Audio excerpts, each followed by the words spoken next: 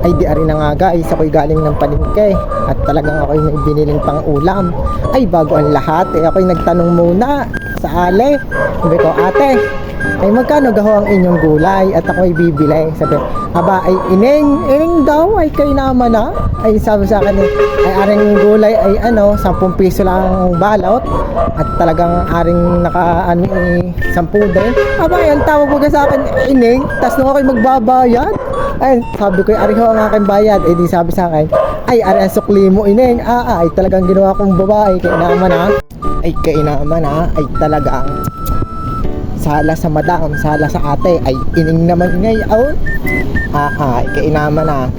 Hayaan nyo, ayusin ko na ang aking pagsasalita sa susunod. Ay shout out sa iyo ate. Ay iba rin.